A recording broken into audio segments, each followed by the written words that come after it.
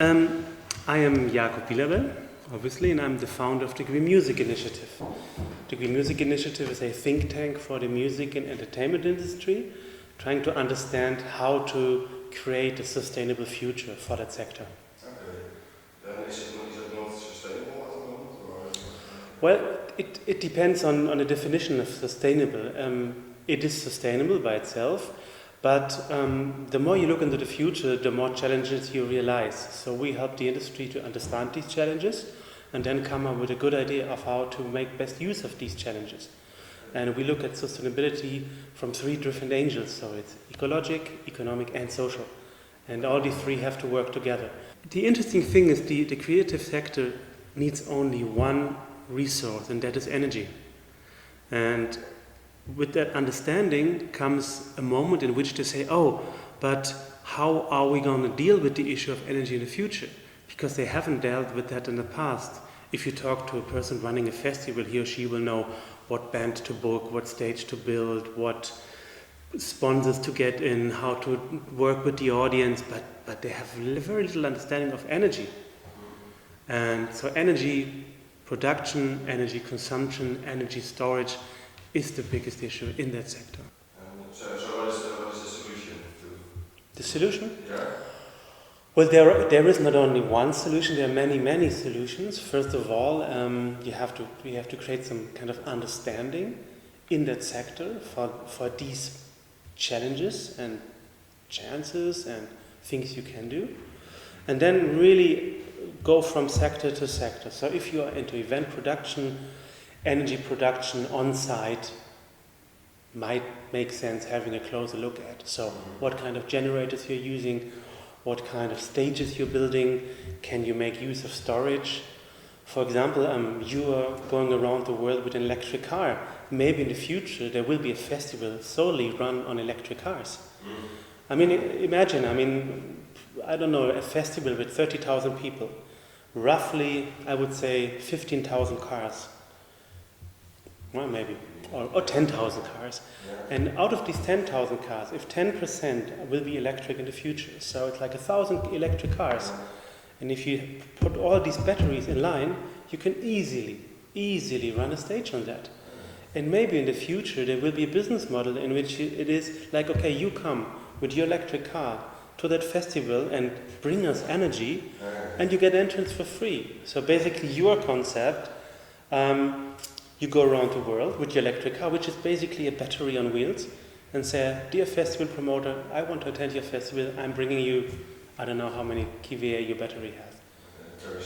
37. That's not very much, but if you put 20 in line, it might work. Niels is exactly researching that right now. Yeah, I just told you that. Yeah. That was very interesting. And this can be an interesting business model of the future. So as of today, a festival has many generators running very inefficiently, very below the efficiency range, gurgling too much diesel. Imagine having a car park with electric cars, and you as the owner of the car would say, okay, you can have 10% of my energy. For that I want to have free access to the VIP. Yeah. Would you do that? I would do it. You would do that? So would I. Well, the definition of sustainability we have is a bit different to the usual one. Okay. The usual definition of sustainability is to look at the past and make it last as long as possible. Like, oh my God, this is the amount of resource we have. Let's not all use it so that we can use it longer.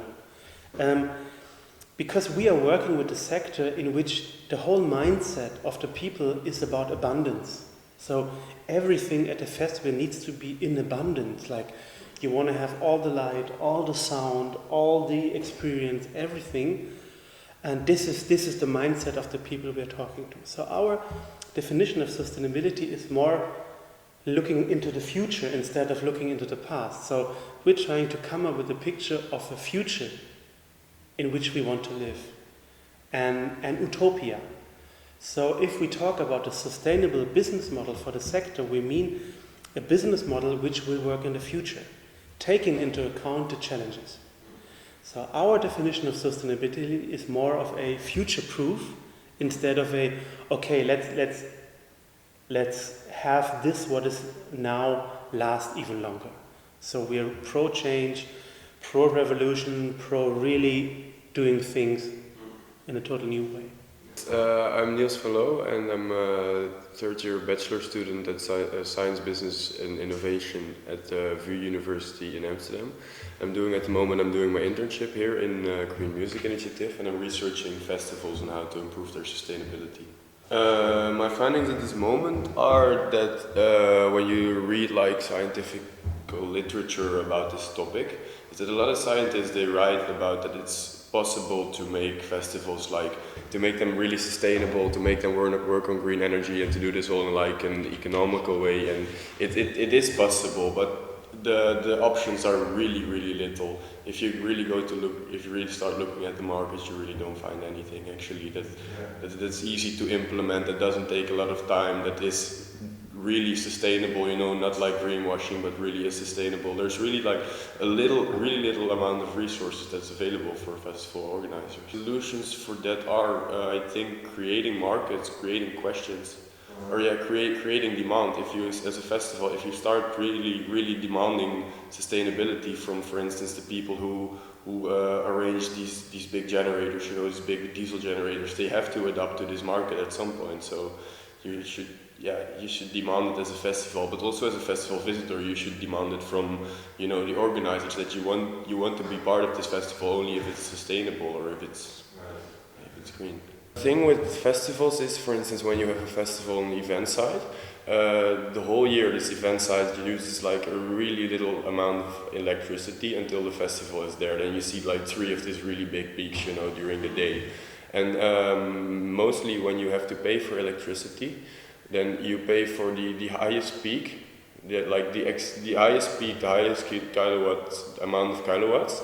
For that peak, you pay, that's the peak that decides the price per kilowatt hour. So you pay the entire year a really high price per kilowatt hour as a event side owner, for just like a really little amount of time. And I thought if I could just not even make the festival run on cars or something, or on electricity derived from cars, but just if I could store half of this energy in the cars, you know, at the moments that it's not needed, and then distract it from the cars and not from the grid, for instance, or not from generators, because generators are polluting, then it would save a lot of costs, a lot of CO2. And yeah, like Jacob said, cars are practically driving batteries. They have no transport costs, so yeah, they don't have to be brought there by trucks, which batteries do or generators do or something. So that would also cost diesel, that would emit greenhouse gases. So you have like a free driving battery coming to your festival, so why not use it?